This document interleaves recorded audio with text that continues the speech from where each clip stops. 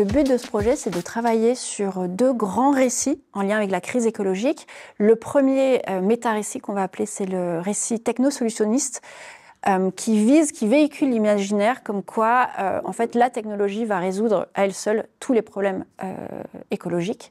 Et l'autre méta-récit sur lequel on veut travailler, c'est les récits apocalyptiques, qui, eux, véhiculent l'imaginaire que ça va être l'apocalypse, on ne peut plus rien faire et la situation est fichue, donc autant ne plus agir.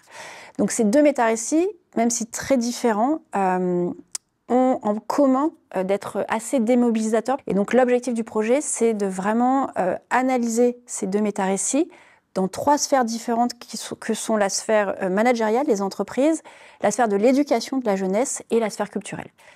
Donc les analyser, les déconstruire et laisser l'espace pour mobiliser, construire des récits alternatifs qui seraient plus engageants par rapport à la crise écologique. Pour travailler sur ce projet, on est vraiment une équipe multidisciplinaire. Donc en fait, il y a 3 grandes disciplines qui sont regroupées sur ce projet. Donc on a des chercheurs de la faculté des lettres qui travaillent sur la narratologie et l'analyse des récits, donc avec Raphaël Baroni, Gaspard Turin et Colin Palich. On a aussi des chercheurs qui viennent de la faculté des sciences sociales et politiques, avec Grégoire Zimmermann qui travaille en psychologie et Marc Odetta qui travaille sur l'analyse sociotechnique.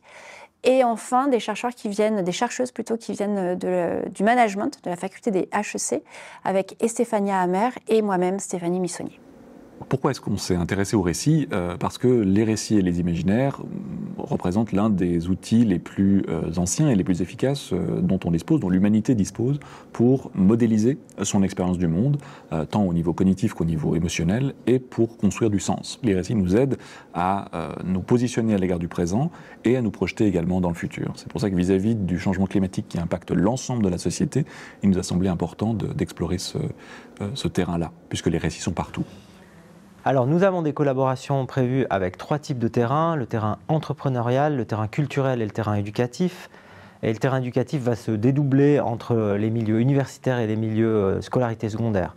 Alors par rapport au terrain éducatif, je pense que c'est très important de travailler avec la jeunesse, parce que les jeunes adolescents, jeunes adultes sont en transition, ils doivent se projeter dans l'avenir, ils devraient se projeter dans l'avenir avec un certain optimisme. Or, les données actuelles nous indiquent qu'une proportion grandissante de jeunes se sentent de moins en moins bien, et les spécialistes nous disent qu'ils se sentent de moins en moins bien pour des raisons contextuelles. Et le dérèglement climatique y participe, la situation géopolitique, le marché de l'emploi, etc., etc. Donc notre ambition, c'est de travailler avec les jeunes pour co-construire avec eux des récits d'un autre type que ceux qui dominent, notamment le récit de la consommation, de la croissance, de telle sorte à ce qu'ils puissent imaginer leur avenir avec beaucoup plus de sérénité.